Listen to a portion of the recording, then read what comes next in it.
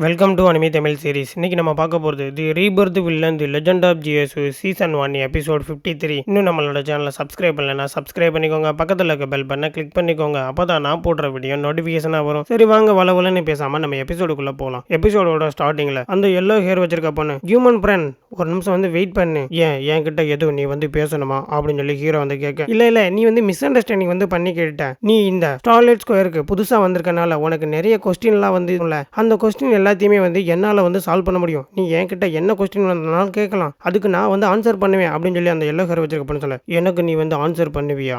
ஆமாம், உன்னுடைய கோல் தான் என்ன அப்படின்னு சொல்லி ஹீரோ அந்த பொண்ணை பார்த்து கேட்க, எனக்கு எந்த ஒரு கோலுமே கிடையாது. உன்ன மாதிரி ஒரு ஸ்ட்ராங்காக இருக்க ஒரு ஆள் கூட எனக்கு கனெக்ஷன் கிடைச்சா அது ரொம்பவுமே நல்லது, அவ்வளோதான். இதை பற்றி நம்ம அந்த சிட்டியில் போய் டீட்டெயிலாக பேசலாம், என் கூட வா அப்படின்னு சொல்லி அந்த பொண்ணு சொல்ல, சரி நீ வந்து முன்னாடி போ, நான் பின்னாடி வரேன் அப்படின்னு சொல்லி ஹீரோ அந்த பொண்ணை ஃபாலோ பண்ணிட்டு போகிறான். ஸ்டார்லைட் ஸ்கொயரில் இருக்க காபி ஷாப்பில் தான் அந்த பொண்ணு ஹீரோ வந்து போய் வந்து உட்காந்துருக்காங்க. மை ஃப்ரெண்ட், என்னுடைய பேர் வந்து டாக்ரா, நான் விண்ட் ஸ்பிரிட் ரேஸை சேர்ந்தவன். ஆமா, உன்னுடைய நேம் என்ன அப்படின்னு சொல்லி ஹீரோ கிட்ட கேட்க, ஹீரோ ஒரு பொய்யான நேம் வந்து சொல்றான், என்னோட பேர் வந்து சன்னி. இந்த இடத்துல மனுஷங்களுடைய சோல் சாப்பிட்ற மனுஷக்கறியை வந்து இந்த இடத்துல வித்துட்டு இருக்க ஸ்டோர்ஸ் அது நிறையவே வந்து இருக்கு. ஆமா, இது என்ன பிளேஸ், எதுக்காக ஹியூமன்ஸோட பொசிஷன் இவ்வளோ லோவா இருக்கு அப்படின்னு சொல்லி அந்த பொண்ணு கிட்ட கேட்க, சன்னி நீ வந்து தனியாவா வந்த, உனக்கு ஹியூமன்ஸோட கண்டிஷனை பத்தி தெரியாதா என்ன? நான் வந்து தனியாக தான் வந்து கல்டிவேஷன் பண்ணுவேன், அதனால எனக்கு இதை பற்றி வந்து தெரியாது அப்படின்னு சொல்லி ஹீரோ அந்த பொண்ணுக்கிட்ட கேட்க, முதல்ல நீ வந்து ஹியூமன்ஸை பற்றி வந்து தெரிஞ்சுக்கணும். அவங்க எல்லாருமே பாவம் செஞ்சவங்க, ஹெவனால அவங்க வந்து கர் செய்யப்பட்டிருக்காங்க. அவங்க பிறவிலேயே வந்து கல்டிவேஷன் வந்து பண்ண முடியாது. அது மட்டும் இல்லை, ஹியூமன் ரேஸை மற்ற ரேஸை சேர்ந்தவங்க வந்து கொல்றதை ஸ்டாப் பண்ணிட்டாங்க அப்படின்னா அவங்களுடைய ரேஸே வந்து அழிஞ்சு போறதுக்கான வாய்ப்பு இருக்கு. மாறா அவங்களுடைய கல்டிவேஷனை வச்சு அவங்க வந்து ஹியூமன்ஸை வந்து கொன்னாங்க அப்படின்னா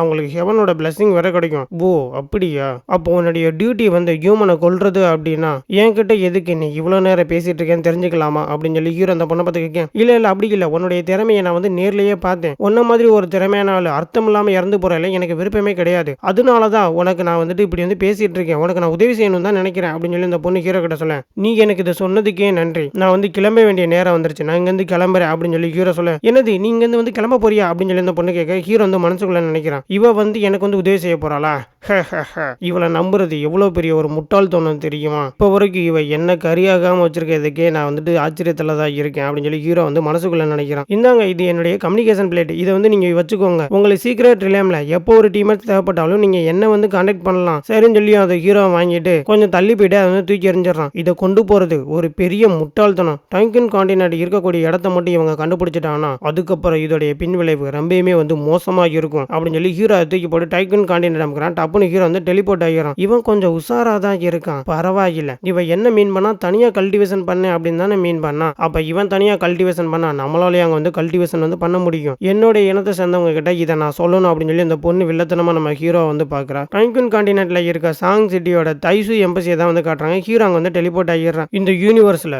ஹியூமன்ஸை இவ்வளவு ஹார்ஸ் அவங்க ட்ரீட் பண்ணுவாங்க நான் வந்து நினைச்சு கூட பார்க்கல. ஸ்டார்லைட் ஸ்கொயருக்கும் டைக்கன் கான்டினென்ட்டுக்கும் என்ன சம்பந்தம் இருக்கும் அப்படின்னு சொல்லி ஹீரோ அந்த ஸ்டோன் மிரரை கையில வச்சு வந்து பார்த்துட்டு இருக்கான். ஹேக்னஸ் உங்களை பாக்குறதுக்கா யாவோச்சி ஹோலி கிரவுண்ட்ல இருந்து வந்திருக்காங்க. என்னது யாவோச்சி ஹோலி கிரவுண்ட்ல இருந்து வந்திருக்காங்களா, எதுக்காக அவங்க என்ன பார்க்க வந்திருக்காங்க அப்படின்னு சொல்லி ஹீரோவும் கேட்க, எனக்கு வந்து தெரியாது, அவங்க ஏதோ உங்களுக்கு உதவி செய்ய வந்திருக்கதா என்கிட்ட சொன்னாங்க. ஓ அப்படியா அப்படின்னு சொல்லி ஹீரோ மேல வந்து கை போட, இது வந்து பகல் நேரமா இருக்கு, யாருனாலும் வந்து பாத்துட்டு போறாங்க, கையை எடுங்க அப்படின்னு சொல்லி அவன் சொல்றேன். சரி அவங்களை என் கிட்ட வந்து கூட்டிட்டு வா அப்படின்னு சொல்லி ஹீரோ வந்து சொல்லிடுறான். அவள் வந்து ஹீரோ கிட்ட வந்து கூட்டிட்டு வந்துடுறான். யாவோச்சி ஹோலி டாக்டர் அப்புறம் எல்டர் ஈமெங் என்னை எதுக்காக பார்க்க வந்திருக்கேன் நான் வந்து தெரிஞ்சுக்கலாமா? இது ரொம்பவே மோசம், இவனுக்கு எந்த ஒரு இன்ஜுரியுமே இல்லை அப்படின்னு சொல்லி ஈமெங்கும் நம்ம ஹீரோ வந்து பார்க்குறான். ஹோலிசன் சில நாட்களுக்கு முன்பு டைசு ஹோலி மாஸ்டர் உங்கள் திருமணத்திற்காக யாவோசி ஹோலி கிரவுண்டுக்கு வந்திருந்தாங்க, அது உங்களுக்கு தெரியுமா?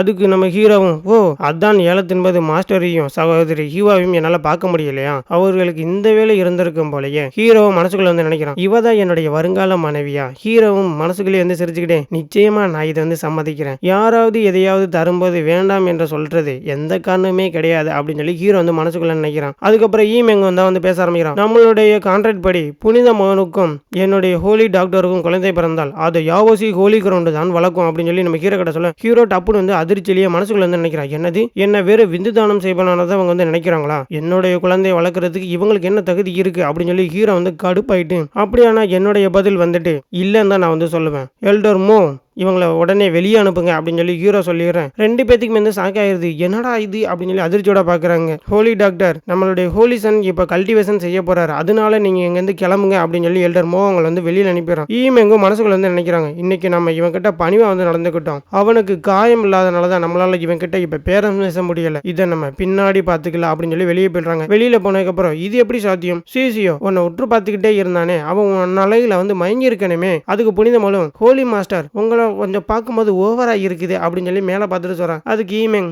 இன்னும் நமக்கு வந்து வாய்ப்பு இருக்கிறதாவே நம்ம நம்புவோம், ஏன்னா இப்போதைக்கு நம்ம திரும்பி போயிடுவோம், 2 நாட்கள் கழிச்சு நம்ம மறுபடியும் வரலாம் அப்படின்னு சொல்லி அவளும் வந்து சொல்லிடுறான். அவங்களும் அதை சொல்லிட்டு போனதுக்கப்புறம் ஹீரோ அவனுடைய ரூம்ல உட்காந்து ஹாங் ஹுவான்குள்ள போறது ரொம்பவுமே கஷ்டமான விஷயம், முதல்ல நம்ம ஜூபியை வந்து கண்டுபிடிக்கணும் அப்படின்னு சொல்லி ஹீரோ பார்த்துருக்கும் போது டப்புன்னு வந்து ஹோலி மாஸ்டர் ஹீரோட ரூமுக்குள்ள வந்திருக்காங்க. ஐயோ மாஸ்டர் எதுக்கு இப்போ இங்கே வந்தாங்க? அந்த இன்சியா ஹோலி டாக்டர் ஒரு மென்மையான பெண், அவளுடைய அழகு தான் இந்த தியாங்கின் கண்டதிலே மிகச்சிறந்தது, நீ கொடுத்து வைத்தவன் துரோகசீடனே அப்படின்னு சொல்லி நம்ம ஹீரோ பார்த்து சொல்ல, உங்களோட பேச்சை பார்த்தா இந்த திருமணத்துக்கு நீங்க வந்து சம்மதித்து விட்டீர்கள் போல மாஸ்டரே அப்படின்னு சொல்லி கிங் மேடே ஹீரோ வந்து கிண்டலா வந்து சொல்றான். ஹீரோ, என்னதான் வந்து யாவோச்சியோடைய ஹோலி டாக்டர் ரொம்ப அழகா இருந்தாலும் என்னுடைய பேபி மாஸ்டருக்கு இணையாக முடியுமா? ஹீரோ வந்துட்டு மறுபடியும் மனசுக்குள்ள வந்து நினைக்கிறான், மாஸ்டர் இப்பெல்லாம் ரொம்பவுமே வந்து பொறாமப்படுறாங்க, ஆமா எப்போதுல இருந்து நான் வந்து உன்னுடையவளானே அப்படின்னு சொல்லி மெங்டி நம்ம ஹீரோ பத்தி வந்து கேட்கறாங்க. முதல்ல இப்படி பேசுற நீ வந்து நிறுத்து. ஆமா மாஸ்டர், யாவோசி ஹோலி கிரவுண்டுக்கு போறதுக்கு முன்னாடி என்கிட்ட நீங்க சொன்னீங்களா அப்படின்னு சொல்லி திருப்பி கேட்க, என்னடா நீ என்னையவே வந்து ஏத்து கேள்வி கேட்பியா அப்படின்னு சொல்லி மாஸ்டர் வந்து கோவப்பட்டு, இது உன்னுடைய கல்டிவேஷனுக்காக தான் நாங்க அங்க போனோம், நீ